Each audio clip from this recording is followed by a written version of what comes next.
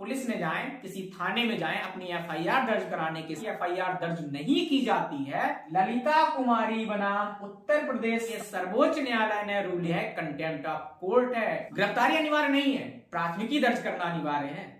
किसी भी पुलिस अधिकारी को यह विवेकाधिकार नहीं है कि वो एफआईआर दर्ज करे या ना करे। बिना विवेकाधिकार का उपयोग किए प्राथमिकी दर्ज करना अनिवार्य है और यदि ऐसा नहीं करता है तो उसके खिलाफ कार्यवाही की जानी चाहिए।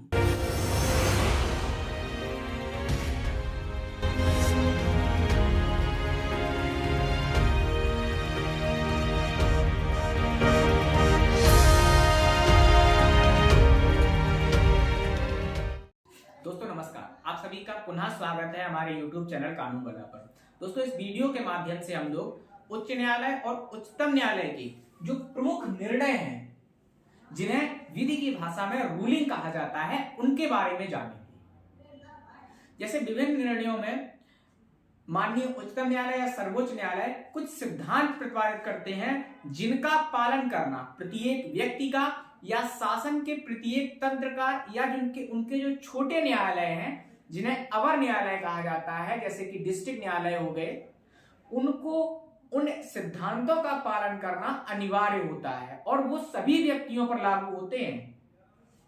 इसके साथ साथ दोस्तों इन सिद्धांतों के द्वारा हम यह भी जान सकते हैं कि हमारे क्या अधिकार हैं, क्या कर्तव्य हैं। जैसे हम मान लीजिए सिंपल रूप से लेते हैं कि अगर कोई व्यक्ति एफआईआर लिखवाने जाता है तो उसके क्या अधिकार होंगे और पुलिस वालों के क्या कर्तव्य होंगे एफआईआर लिखवाने के संबंध में। तो इनका कहीं किसी बुक में या किसी एक्ट में मेंशन तो नहीं किया गया है। इन्हें माननीय सर्वोच्च न्यायालय और उच्चतम न्यायालयों ने विभिन्न निर्णयों में रूलिंग्स दी हैं, जो सिद्धांत प्रतिपादित किए हैं, उनके माध्यम से बताया है और इसलिए हमें ये जानना बहुत जरूरी है। एफआईआर के संबंध में प्रावधान कहाँ है आपको पता है? एफआईआर के संबंध में जो प्रावधान है वो सीआरपीसी में है, सेक्शन 154 में, जिसमें कहा गया है कि संज्ञेय मामलों में इत्तला, एफआईआर शब्द वहां भी यूज नहीं हुआ है, पूरी सीआरपीसी में कहीं भी या आईपीसी में एफआईआर शब्द का इस्तेमाल नहीं किया गया है, संज्ञेय मामलों की बात की गई है। तो इसके संबंध में हमारे क्या अधिकार होंगे, पुलिस वालों के क्या कर्तव्य होंगे और विभिन्न कानूनों का जो निर्वचन है वो इन्हीं सर्वोच्च न्यायालय और उच्चतम न्यायालय के विभिन्न निर्णयों द्वारा किया जाता है। तो इस सीरीज में हम लोग यही जानेंगे कि प्रमुख केस कौन कौन से हैं जिनमें विभिन्न सिद्धांतों का प्रतिपादन किया है। वो किसी भी व्यक्ति के लिए, चाहे वो डायरेक्ट कानून से जुड़ा हुआ हो जैसे वकील, जज, ठीक है, या विधि का विद्यार्थी या फिर जो प्रोफेसर्स हैं वो, और इनडायरेक्ट रूप से जैसे कोई सामान्य आदमी, कोई गवर्नमेंट सर्वेंट, कोई व्यापारी, इन सभी के लिए, क्योंकि भारत में आप कानून के माध्यम से ही आगे बढ़ सकते हैं। गैर कानूनी तरीके से अगर आप कोई भी काम करेंगे तो आपको पुलिस छोड़ेगी नहीं, आपको न्यायालय, आपको प्रशासन छोड़ेगा नहीं। तो इसलिए आप या तो खुद एफआईआर लिखवाने कभी गए होंगे या आपके दोस्त के लिए गए होंगे या फिर अपने किसी रिलेटिव के लिए गए होंगे। ऐसा तो है नहीं कि आपका कभी थाने से या पुलिस से वास्ता ही नहीं हुआ है। जब आप लिखवाने जाते हैं तो क्या भारत में एफआईआर लिखवाना बड़ा आसान काम है? ये कोई राइस प्लेट ईटिंग थोड़े ही है कि आप गए और आपने कहा कि ये हमारे साथ हमारा मोबाइल चोरी हो गया और चलिए इनका एफआईआर लिख दीजिए और तुरंत पुलिस अपने काम में लग गई और आपका मोबाइल लाके ढूंढ के दे दी। आप अपने मोबाइल चोरी हो जाने की एफआईआर दर्ज थाने में नहीं करा सकते। जब तक आपको जानकारी नहीं होगी तब तक पुलिस नहीं लिखेगी। एक सिंपल सा एप्लीकेशन ले देगी और कह देगी जब पता चलेगा तब बता दिया जाएगा। आप 2 दिन बाद जाइए, नहीं पता चला, क्या कर लोगे आप? जबकि ये चोरी जो 378 में है या फिर आपके साथ लूट हुई यानी किसी ने छीना है तो लूट में आता है, जो कि एक बहुत ही खतरनाक अपराध है, एक संज्ञेय अपराध है, जिसमें एफआईआर दर्ज करना पुलिस का कर्तव्य ही नहीं है बल्कि उनके ऊपर शासन द्वारा, विधियों द्वारा या फिर सुप्रीम कोर्ट और हाई कोर्ट के निर्णयों द्वारा ये बाध्यता की गई है कि आपको संज्ञेय मामलों में या ऐसे मामलों में जो गंभीर प्रकृति के हैं एफआईआर दर्ज करनी ही पड़ेगी। समझे? तो इसके संबंध में जो प्रमुख निर्णय हैं उनको हम लोग जानेंगे। सबसे पहले हम लोग यही जानेंगे कि एफआईआर की अनिवार्यता, इस पर कौन कौन से प्रमुख निर्णय माननीय हाई कोर्ट और माननीय सुप्रीम कोर्ट से आए हैं और उन निर्णयों में क्या क्या सिद्धांत प्रतिपादित किए गए हैं। सबसे पहले हम लोग एफआईआर के बारे में जानते हैं। तो एफआईआर को क्रिमिनल प्रोसीजर कोड, जिसे दंड प्रक्रिया संहिता कहते हैं, उसके अंतर्गत धारा 154 में बताया गया है कि अगर किसी पुलिस अधिकारी को किसी संज्ञेय मामले की सूचना प्राप्त होती है तब वह प्रथम सूचना रिपोर्ट या एफआईआर दर्ज करेगा। अब तो ये तो होगा संज्ञेय मामला, और दूसरा असंज्ञेय मामला। दो तरह के मामले होते हैं क्रिमिनल में, संज्ञेय और असंज्ञेय। सबसे पहले तो हम यही जान लेते हैं कि संज्ञेय कौन से मामले हैं और असंज्ञेय। संज्ञेय मामले वे मामले हैं जो गंभीर प्रकृति के होते हैं, जिनमें आईपीसी के अंतर्गत, भारतीय दंड संहिता के अंतर्गत 3 साल से ज्यादा की सजा का प्रावधान है। वे सभी संज्ञेय मामले होंगे। और असंज्ञेय मामले कौन से होंगे? वे मामले जिनमें 3 साल से कम की सजा है या जो कम, इनकी प्रकृति कम खतरनाक है, वे असंज्ञेय मामले होंगे। संज्ञेय मामलों का जो है एफआईआर दर्ज करने का प्रावधान तो आपने जान लिया, सीआरपीसी की धारा 154 में है। लेकिन असंज्ञेय मामलों का भी जो है, असंज्ञेय मामलों में भी सीआरपीसी की ही धारा 155 में प्रावधान है कि इसमें भी आप रिपोर्ट दर्ज करवा सकते हैं। लेकिन 155 के अंतर्गत आपका परिवाद दर्ज किया जाएगा, जो असंज्ञेय मामलों में दर्ज किया जाता है, और संज्ञेय मामलों में प्रथम सूचना रिपोर्ट दर्ज की जाएगी। इसके बाद एफआईआर के संबंध में अगला प्रमुख बिंदु है कि एफआईआर एक लोक दस्तावेज होती है, पब्लिक डॉक्यूमेंट होती है, कोई प्राइवेट प्रॉपर्टी नहीं होती है। इसे आप थाने से इसकी प्रमाणित प्रति धारा 76 इंडियन एविडेंस एक्ट, भारतीय साक्ष्य अधिनियम के अंतर्गत प्राप्त कर सकते हैं, और ये एक पब्लिक लोक दस्तावेज होती है धारा 74 इंडियन एविडेंस एक्ट के अनुसार।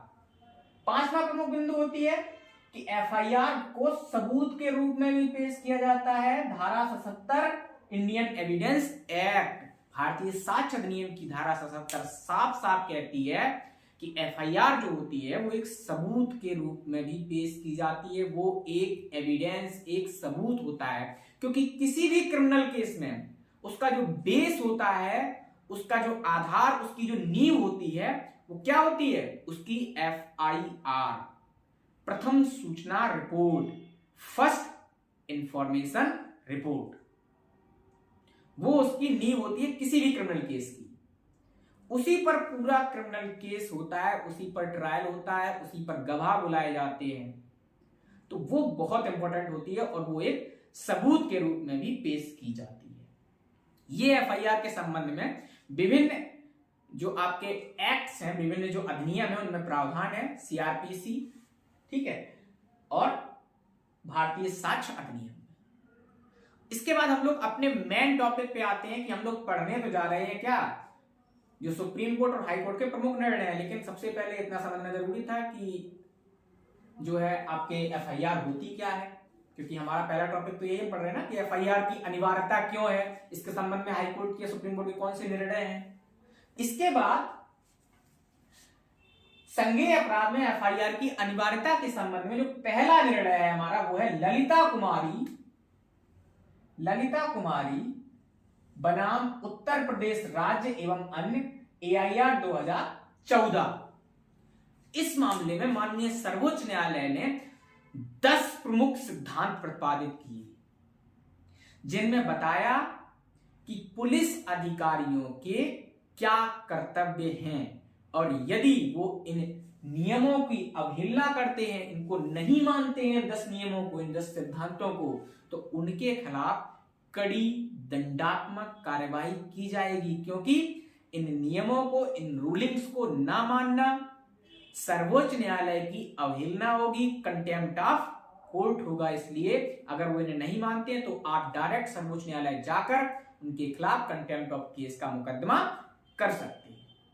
तो ये 10 सिद्धांत क्या है, क्या सुप्रीम कोर्ट ने कहा एफआईआर के संबंध में। सबसे पहले सुप्रीम कोर्ट ने कहा पहले सिद्धांत के अंतर्गत कि सूचना में संज्ञेय अपराध है तो एफआईआर दर्ज करना अनिवार्य बिना किसी प्रारंभिक जांच किए। बिना किसी प्रारंभिक जांच किए एफआईआर दर्ज करना अनिवार्य है। कब? जब संज्ञेय सूचना में संज्ञेय अपराध का पाया जाता है कि यदि सूचना में संज्ञेय अपराध का पता चलता है तब प्राथमिकी दर्ज करना पुलिस अधिकारी का अनिवार्यतम कार्य होगा बिना किसी प्रारंभिक जांच किए। पुलिस अधिकारी जांच करके यही नहीं देखेगा कि घटना घटित हुई है या नहीं हुई है, जो वादी आया है वो झूठ बोल रहा है या सही बोल रहा है। बिना किसी प्रारंभिक जांच के पुलिस अधिकारी का यह कर्तव्य होगा, ये अनिवार्यता होगी कि वह प्रथम सूचना रिपोर्ट दर्ज करे यदि उस रिपोर्ट में संज्ञेय अपराध का होना पाया जाता है। उसके बाद अपनी जांच वांच जो भी करता रहे। सबसे पहला कर्तव्य होगा कि एफआईआर दर्ज होनी चाहिए यदि रिपोर्ट में संज्ञेय अपराध पाया जाता है। ठीक है। इसके बाद दूसरा सिद्धांत प्रयोग किया कि यदि सूचना में संज्ञेय अपराध है तो मामला दर्ज करने से बच नहीं सकती पुलिस। ठीक है। दूसरा सिद्धांत कहता है कि यदि पुलिस थाने के भारसाधक अधिकारी को जो सूचना दी गई है उसमें संज्ञेय अपराध का होना पाया जाता है तो पुलिस अधिकारी उस मामले की एफआईआर दर्ज करने से, प्रथम सूचना रिपोर्ट दर्ज करने से बच नहीं सकता। किसी भी परिस्थिति में उसको दर्ज करनी ही पड़ेगी। इसके बाद अगला सिद्धांत है 3 नंबर, संज्ञेय अपराध होने पर भी एफआईआर दर्ज नहीं करता तो पुलिस के खिलाफ कार्यवाही की जानी चाहिए। तीसरे सिद्धांत में सर्वोच्च न्यायालय कि अगर पुलिस को कोई सूचना प्राप्त हुई है और उसमें संज्ञेय अपराध का होना पाया जाता है तो पुलिस अधिकारी अगर एफआईआर दर्ज नहीं करता है तो उसके खिलाफ कार्यवाही की जानी चाहिए और उससे पूछा जाना चाहिए कि आपके खिलाफ क्यों कार्रवाई नहीं की जाए, क्योंकि आपका ये अनिवार्य कर्तव्य है कि जो भी सूचना आपको मिली है आप बिना विवेक का यूज किए सबसे पहले एफआईआर दर्ज करें, उसके बाद जांच या गिरफ्तारी करें। ठीक है। उसके खिलाफ कार्रवाई हो सकती है, तीसरा सिद्धांत कहता है। ठीक है। इसके बाद चौथा सिद्धांत है सूचना की तार्किकता और विश्वसनीयता एफआईआर दर्ज करने की आवश्यक शर्त नहीं है। जब भी सूचना प्राप्त होगी थाने के भारसाधक अधिकारी को तो वह उस सूचना के संबंध में उस सूचना को विश्वसनीय या तार्किक दृष्टिकोण से नहीं देखेगा कि सूचना पर कितना विश्वास किया जाए, यह सूचना तार्किक भी है या नहीं है। इन सबको नजरअंदाज किए सूचना की विश्वसनीयता और तार्किकता को नजरअंदाज किए हुए उसका पहला कार्य होगा उस सूचना की एफआईआर दर्ज करना यदि उसमें संज्ञेय अपराध का होना पाया जाता है। ये इसका चौथा सिद्धांत है। ठीक है। तार्किकता और विश्वसनीयता जरूरी नहीं है। ठीक है। ये कोई शर्त नहीं है कि उसमें तो एफआईआर तार्किक और विश्वसनीय ही हो। सबसे पहले एफआईआर दर्ज करिए आप, उसके बाद उसकी तार्किकता और विश्वसनीयता की जो है जांच करिए, प्रारंभिक जांच करिए। इसके बाद हम लोग आते हैं इन सिद्धांतों में जो पांचवा सिद्धांत है कि यदि सूचना में संज्ञेय अपराध के होने का पता नहीं चलता है तो प्रारंभिक जांच यह पता लगाने के लिए की जानी चाहिए कि कहीं संज्ञेय अपराध तो नहीं हुआ है और जांच का दायरा सूचना की पुष्टि करना नहीं है। यदि पुलिस थाने के भारसाधक अधिकारी को कोई प्रथम सूचना रिपोर्ट प्राप्त हुई और उसमें संज्ञेय अपराध का होना नहीं पाया जाता है, तो सबसे पहला कर्तव्य पुलिस अधिकारी का यह पता लगाना होगा कि कहीं उस घटना में कोई संज्ञेय अपराध तो नहीं घटित हुआ है। और इस जांच का प्रयोजन यह नहीं होगा कि उस घटना की पुष्टि की जाए, घटना हुई है कि नहीं हुई है, घटना की पुष्टि करना नहीं, घटना में संज्ञेय अपराध के होने का पता लगाया जाएगा। और यदि संज्ञेय अपराध हुआ है तो एफआईआर दर्ज की जाएगी, प्रथम सूचना रिपोर्ट दर्ज की जाएगी। और यदि ऐसा नहीं हुआ है तो आगे की कार्रवाई की जाएगी। इसके बाद अगला सिद्धांत है 6वां नंबर, यदि प्रारंभिक जांच शिकायत बंद करने पर होती है तो एक प्रति कारण सहित शिकायतकर्ता को दी जाएगी। यदि किसी व्यक्ति ने सूचना दी और उस सूचना पर मान लीजिए प्रारंभिक जांच की गई और प्रारंभिक जांच के आधार पर ही उस शिकायत को समाप्त कर दिया गया और कहा गया कि यह घटना नहीं हुई है, जिस भी कारण से उस शिकायत को बिना एफआईआर दर्ज किए बंद किया गया, तो उस एफआईआर को, उस सूचना के बंद किए जाने को कारण सहित 1 सप्ताह के अंदर उस व्यक्ति को कारण सहित एक जवाब दिया जाएगा पुलिस अधिकारी के द्वारा जिसने एफआईआर दर्ज कराई थी या सूचना पुलिस थाने के प्रशासक अधिकारी को दी थी। उसको कारण सहित यह बताया जाएगा कि आपकी यह सूचना इस कारण से रद्द की जाती है। ठीक है, ये उनका कर्तव्य होगा। इसके बाद 8वां है कि वैवाहिक विवाद, वाणिज्यिक अपराध, मेडिकल लापरवाही और भ्रष्टाचार के मामलों में प्रारंभिक जांच की अनुमति दी जा सकती है। 8वां सिद्धांत कहता है कि प्रारंभिक जांच की अनुमति कब दी जा सकती है, यदि कोई मामला वैवाहिक विवाद से संबंधित हो, वाणिज्यिक अपराध से संबंधित हो, या फिर मेडिकल लापरवाही से संबंधित हो, या भ्रष्टाचार के संबंध में हो, तब तो उसमें प्रारंभिक जांच पहले की जाएगी, उसके बाद एफआईआर दर्ज की जाएगी, तब अनुमति दी जा सकती है। ठीक है। इसके बाद 9वां सिद्धांत कहता है कि संज्ञेय अपराध की सूचना पर प्राथमिकी दर्ज करना अनिवार्य है, जबकि प्राथमिकी के साथ गिरफ्तारी अनिवार्य नहीं है। 9वां सिद्धांत क्लियरली से कि अगर किसी रिपोर्ट के बारे में यह पता चलता है कि उसमें संज्ञेय अपराध हुआ है तो उसमें प्राथमिकी दर्ज करना अनिवार्य नहीं है। यह प्राथमिकी दर्ज करना अनिवार्य है, उसमें यह अनिवार्य नहीं है कि प्राथमिकी के साथ ही आप उस व्यक्ति को भी गिरफ्तार करके ले आए जो उस घटना के संबंध में अभियुक्त बनाया गया है। गिरफ्तारी अनिवार्य नहीं है, प्राथमिकी अनिवार्य है। एफआईआर आप दर्ज करेंगे, गिरफ्तारी नहीं कर रहे या नहीं कर रहे ये जरूरी नहीं है। और फिर गिरफ्तारी के संबंध में अनेक उपबंध भी हैं, जैसे आप अग्रिम जमानत ले आइए, माननीय न्यायालय से जमानत करवा लीजिए, या छोटा अपराध है तो मुचलके पर पुलिस के द्वारा ही छोड़ दिया जाता है। तो गिरफ्तारी के संज्ञेय अपराध में गिरफ्तारी अनिवार्य नहीं है, प्राथमिकी दर्ज करना अनिवार्य है, प्रथम सूचना रिपोर्ट दर्ज करना अनिवार्य है। इसके बाद 10वां सिद्धांत जो आया वो है कि संज्ञेय अपराध में पुलिस अधिकारी को प्रथम सूचना रिपोर्ट दर्ज करने का विवेकाधिकार नहीं है, प्राथमिकी दर्ज करना अनिवार्य है। ऐसा नहीं करने वालों के खिलाफ कार्रवाई की जानी चाहिए। जी हां, 10वां सिद्धांत स्पष्ट रूप से कहता है कि किसी भी पुलिस अधिकारी को यह विवेकाधिकार नहीं है कि वो एफआईआर दर्ज करे या ना करे। यदि उसे सूचना प्राप्त हुई और सूचना में संज्ञेय अपराध का होना पाया जाता है तो उसे बिना विवेकाधिकार का उपयोग किए प्राथमिकी दर्ज करना अनिवार्य है, और यदि ऐसा नहीं करता है तो उसके खिलाफ कार्यवाही की जानी चाहिए।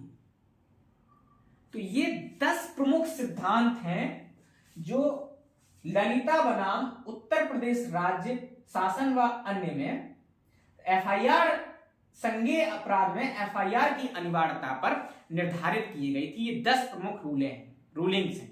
तो जब भी आप पुलिस में जाएं, किसी थाने में जाएं अपनी एफआईआर दर्ज कराने के संबंध में, और अगर आपकी एफआईआर दर्ज नहीं की जाती है और आपका मामला गंभीर है यानी कि संज्ञेय मामला है, तब आप उनको कहेंगे कि आपने ललिता कुमारी बनाम उत्तर प्रदेश शासन में जो माननीय सर्वोच्च न्यायालय ने रूलिंग्स दी थी उनका उल्लंघन किया है और यह कंटेम्प्ट ऑफ कोर्ट है। आप ये 10 रूलिंग को अपने तरीके से रट लीजिए, बहुत इंपॉर्टेंट है। कोई भी पुलिस अधिकारी आपकी एफआईआर दर्ज करने से मना नहीं कर सकता, और उसके बाद भी अगर उनकी दादागिरी खत्म नहीं होती है तो आप सर्वोच्च न्यायालय जा सकते हैं और उनके खिलाफ कंटेम्प्ट ऑफ कोर्ट का मुकदमा चलाया जाएगा, और इसके साथ साथ उन्हें दंडित किया जाएगा आपकी एफआईआर ना दर्ज करने के संबंध में भी। तो आप सबको वीडियो देखने के लिए बहुत बहुत धन्यवाद। मिलते हैं अगली वीडियो में, तब तक के लिए अपना ख्याल रखें। धन्यवाद, जय हिंद। और एक जरूरी सूचना कि आप सभी लोग हमारे इस चैनल से ज्यादा से ज्यादा संख्या में जुड़िए, हमें लाइक, शेयर और सब्सक्राइब जरूर करिए, क्योंकि यह चैनल अब मोनेटाइज हो गया है तो कुछ पैसे वैसे भी आने लगे। धन्यवाद, जय।